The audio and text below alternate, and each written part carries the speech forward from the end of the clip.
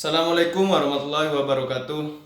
Kembali lagi bersama aku Arif Dimastiar. Pada video kali ini aku akan membahas tentang andai saja Indonesia tidak pernah dijajah, bagaimana sih ceritanya Indonesia pada saat ini? Sebelum memulai videonya jangan lupa untuk like, komen, dan subscribe channel ini. Ini adalah perbincangan para sejarawan yang membahas tentang bagaimana jadinya jika Indonesia tidak pernah dijajah. Apakah akan terjadi era-era modern di Indonesia pada saat ini? Tonton dan simak baik-baik video ini.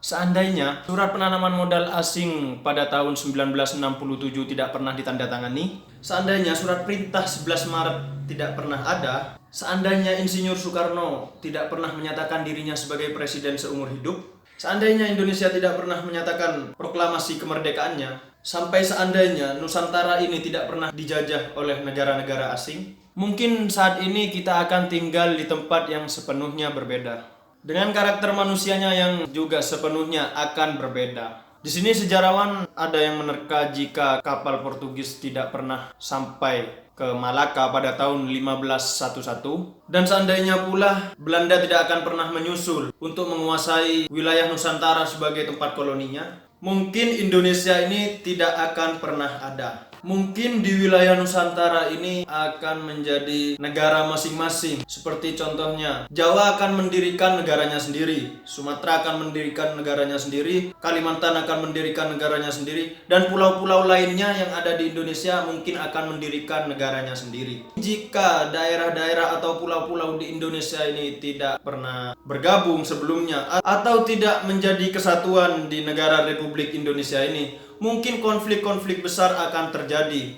antar daerah kita. Ada juga yang menyatakan mungkin Nusantara akan tetap bersatu, tetapi dalam sistem kesultanan. Mungkin masing-masing daerah akan menggunakan bahasa daerahnya dan akan menggunakan aksaranya. Yang pasti juga kerajaan-kerajaan di Indonesia pasti akan tetap berdiri pada saat ini. Dan mungkin juga banyak dari kalian menganggap bahwa ini adalah cerita yang tidak penting atau mungkin juga dapat membuang-buang waktu kalian saja. Padahal teman-teman, analisis ini juga bisa didebat untuk memunculkan sejarah lainnya. Seseorang juga menyatakan bahwa kondisi yang paling mungkin terjadi jika Nusantara ini tidak pernah dijajah sama sekali adalah industrialisasi yang lebih maju dari sekarang. Dan juga kota pesisir Nusantara ini tentunya lebih maju akibat perdagangannya. Dampak nyata kolonialisme terutama Belanda adalah terhadap industri dan perdagangan di Nusantara ini. Adanya VOC yang dibuat oleh kolonial Belanda itu juga dapat menghambat perekonomian dan kesejahteraan masyarakat di Indonesia ini. Kala itu intensitas perdagangan di Nusantara ini, terutama di kerajaan-kerajaan, tak kalah saing dengan bangsa-bangsa Eropa pada abad ke-17. Negatifnya, kolonialisme menghambat kemajuan ekonomi dari berbagai kelompok masyarakat. Kalau kita bandingkan Surabaya sebagai salah satu wilayah perkotaan, itu sudah menunjukkan beberapa pola bahwa Surabaya memiliki industri yang cukup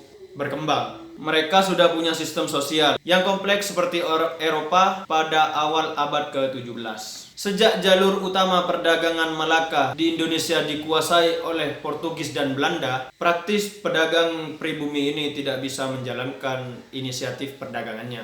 Dan pada saat itu, ketika Belanda memulai ekspansi perdagangannya, Belanda mengirimkan atau menjual rempah-rempah ke Asia Tenggara dengan harga yang sangat tinggi. Justru terjadi sebaliknya di negara Eropa yang menjual rempah-rempah dengan harga yang cukup murah. Itu yang menyebabkan Belanda tidak mendapatkan keuntungan sama sekali. Maka dibentuklah VOC untuk mendominasi perdagangan rempah-rempah di Indonesia ini. Hal tersebut menyebabkan penaklukan berdarah yang menggunakan senapan dan kapal perang. Dari situasi tersebut mengakibatkan perdagangan industri di Nusantara ini tidak bisa untuk maju. Selain itu, ada kemungkinan lain yang disampaikan oleh sejarawan. Bila Nusantara ini tidak pernah dijajah, semua dari kita tidak akan memiliki mental inferior dari bangsa asing, terutama mereka yang berkulit putih. Sekarang, penduduk Indonesia cenderung menganggap bahwa segala buatan yang dibuat oleh asing justru memiliki kualitas yang sangat baik. Bahkan ada kebanggaan lain jika seseorang bisa menggandeng kekasih yang berkulit putih. Mereka menganggap lebih cerdas, lebih logis, dan tentunya lebih kaya juga. Dalam konteks kehidupan di masyarakat, sistem kemasyarakatan yang sering kita kenal seperti Siskamling, RT RW, sistem militer dan hingga tingkat koramil merupakan peninggalan dari Kekaisaran Jepang. Bahkan, upacara bendera dan hormat kepada bendera merupakan tradisi Jepang. Jepang mewariskan kepatuhan terhadap negara. Jadi, masyarakat di sini harus betul-betul tunduk kepada penguasanya. Jadi, negara itu absolut dan tidak bisa untuk dikritik. Jadi, sistem pemerintahan yang berada di Indonesia ini merupakan sistem peninggalan dari bangsa Jepang. Dan seperti yang kita tahu, pada presiden kedua kita, Jenderal Soeharto, merupakan jenderal yang dididik oleh Jepang. Oleh karena itu, dia mendirikan masa-masa Orde Baru dengan gaya biokrasi militeristik. Dari spekulasi cerita yang sudah aku ceritakan, kolonialisme ini berjasa untuk menciptakan generasi intelektual yang dapat juga memimpin pergerakan kemerdekaan di masing-masing daerah. Pemikir dan peneliti Indonesia, Ben Anderson, menuliskan pada karyanya, sebagian besar wilayah Indonesia yang ada kini merupakan bekas kekuasaan Belanda di Hindia Timur saat mereka merampungkan penaklukan terakhir mereka